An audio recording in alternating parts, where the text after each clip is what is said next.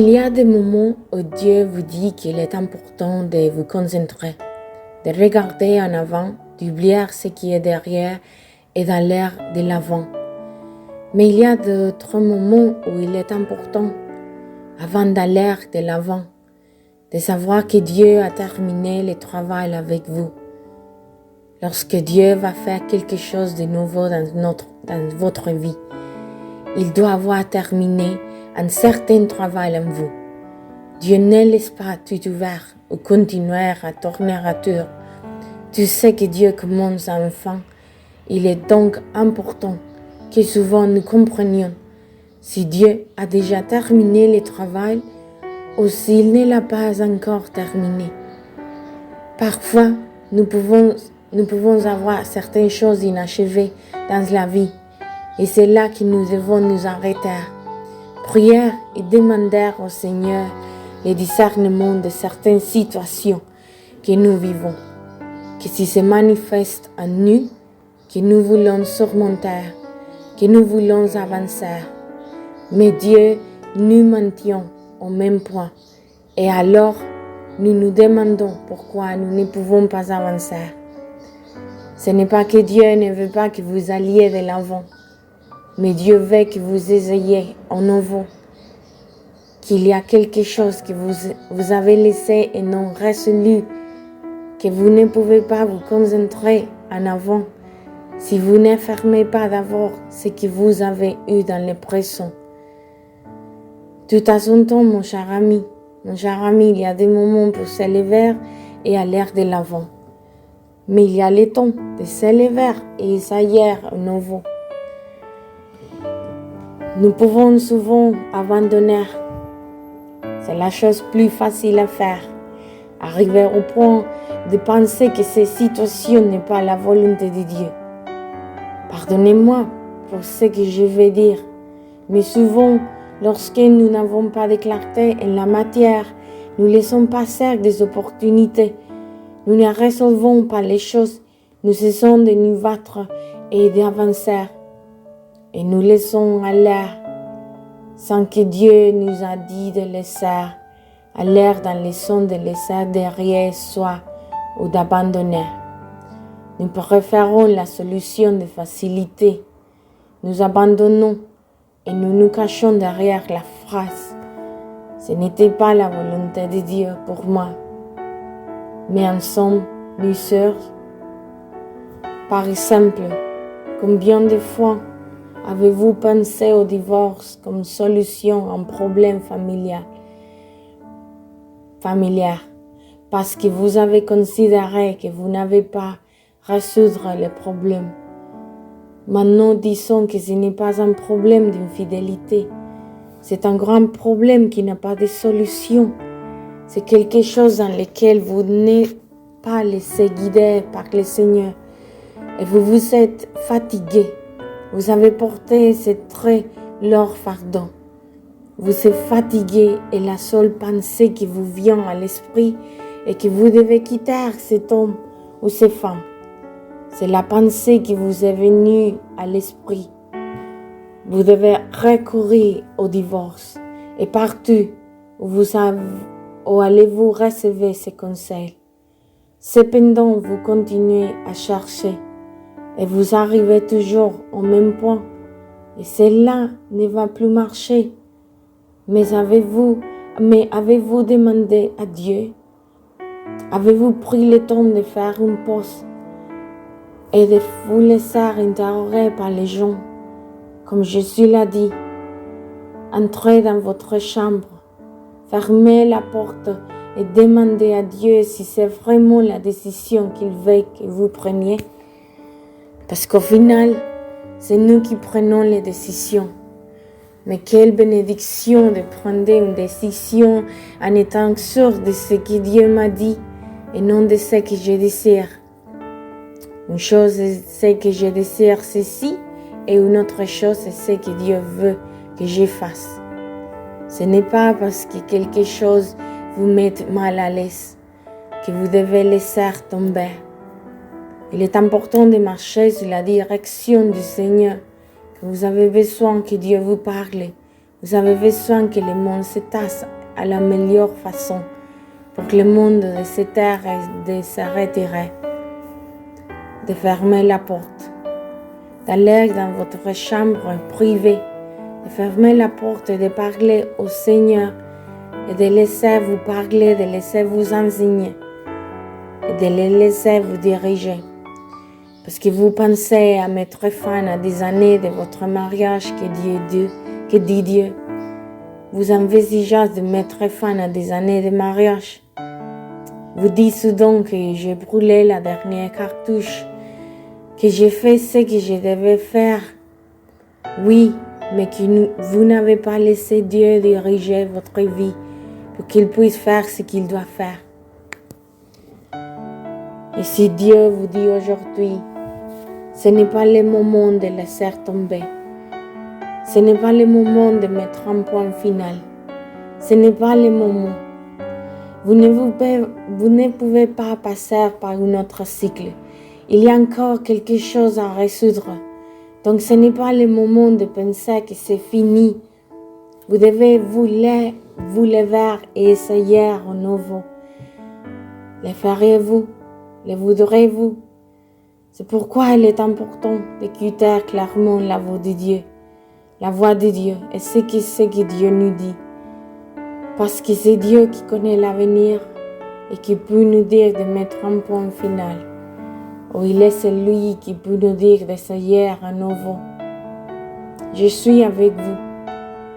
Il y a un texte que j'aime beaucoup dans la parole et qui est une promesse de Dieu pour nous. Où Dieu nous dit de ne pas avoir peur. Où Dieu nous dit l'importance d'aller de l'avant. Mais ce n'est pas seulement d'aller de l'avant, mais de faire confiance. Voici que j'ai fait une chose nouvelle. Cela va bientôt se savoir. Vous ne le saurez pas.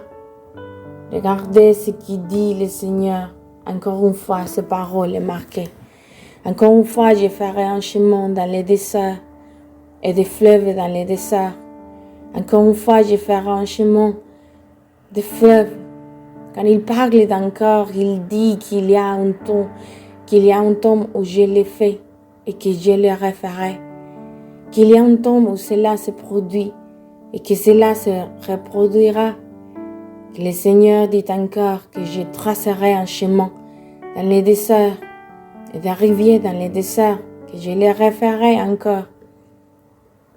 Parfois, il faut se relever et réessayer, mais plus par notre propre force, mais sous la direction du Seigneur, parce que la stratégie change sous la direction du Seigneur.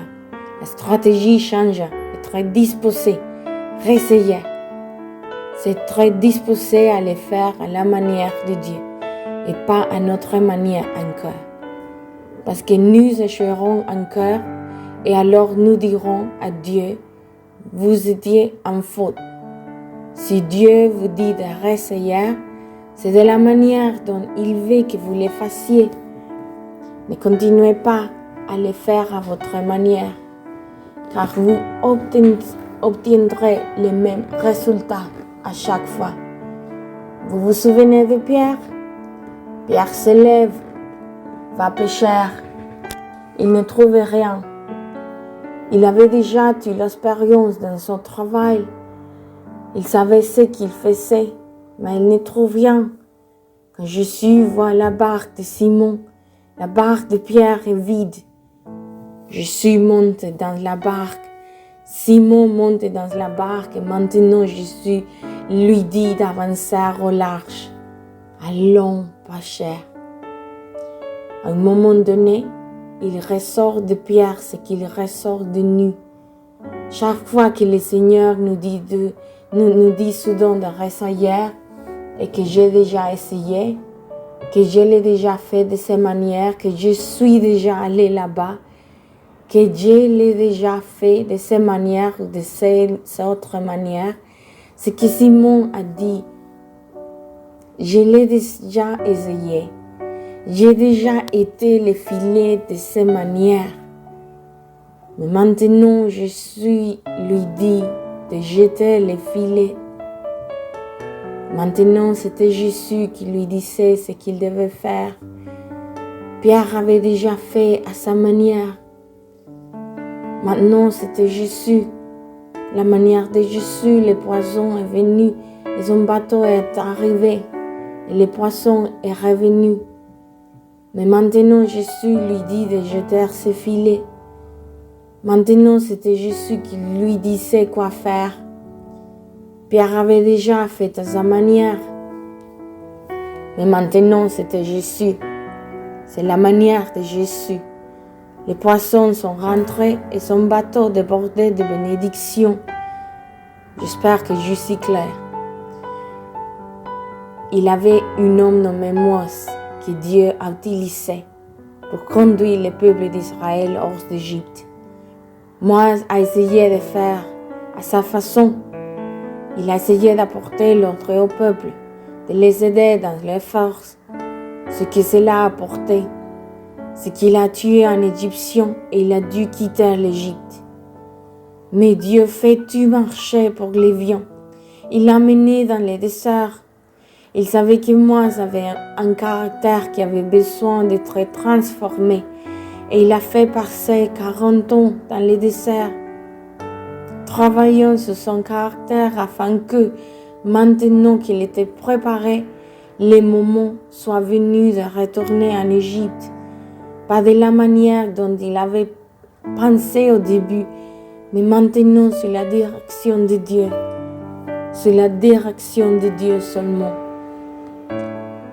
Nous avons aussi un homme nommé Élie, qui après avoir donné une parole et dit qu'il ne va pas pleuvoir, le moment arrive où le temps de la pluie est déjà marqué. Alors Élie va prier sur la montagne, une autre montagne, sur le mont Carmel. Il va avec son serviteur, un assistant. Il commence à prier sur le mont Carmel et il a dit à l'assistant que je vais prier ici. Mais tu vas aller là-bas, sur ce sommet, et tu vas regarder dehors, et tu vas me dire que quand tu vois les tombes de la pluie. Élie a commencé à prier, a dit de partir. Quand il a dit de partir, Élie avait la foi. Élie croyait. Élie savait que c'était le moment. Élie avait besoin de voir ses réponses. Il faisait confiance au Seigneur. Alors, son serviteur est allé voir et n'a rien vu. D'autre temps, il n'y avait aucun signe qu'il allait pleuvoir. Il y est retourné à ses genoux et a crié en cœur. Et en cœur, ce garçon est venu et est parti. Combien de fois avez-vous prié Dieu pour quelque chose et vous ne voyez pas la réponse du Seigneur? Vous ne voyez pas que tu es silencieux. Vous avez tout laissé là. Vous restez calme et vous dites que cela ne va plus arriver. Savez-vous combien de fois Élie a prié? Savez-vous combien de fois il a envoyé ses garçons pour observer, pour aller voir? 7 fois. 7 fois, Dieu a envoyé Naaman par l'intermédiaire d'Elijah pour qu'il plonge dans le Jourdain. 7 fois. Je ne vous dis pas que la 7e fois est la bonne ou la 3e fois. Je vous dis que lorsque vous êtes guidé par Dieu, vous avez besoin de persévérance. Vous avez besoin de patience.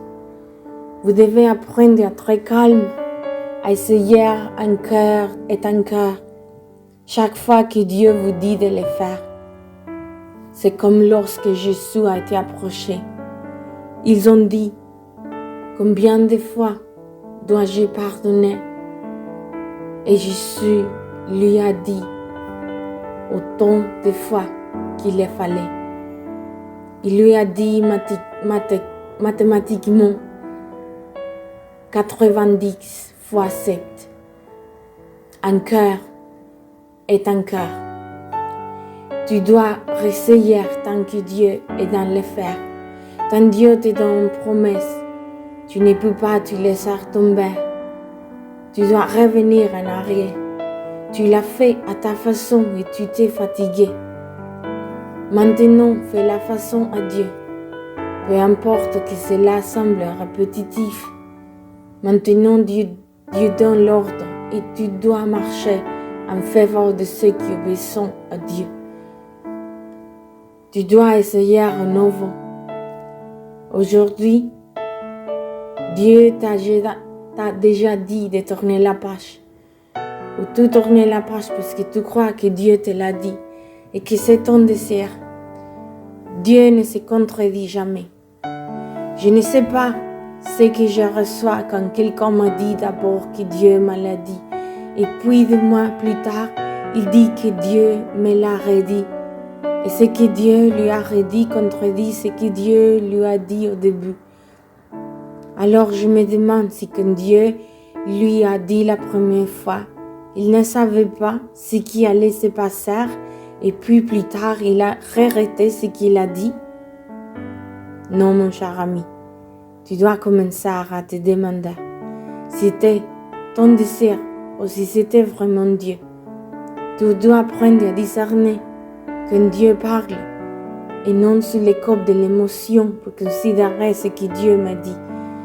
Dieu m'a dit, c'est ce qui te donnera la sécurité et comme je trouve ça, comme c'est, quand je prends le temps de parler à Dieu, quand je m'enracine dans sa parole et quand les promesses qu'il a prononcées dans ma vie sont si claires que tu sais qui surgit autour de moi n'ira jamais à l'encontre de ce que Dieu a dit.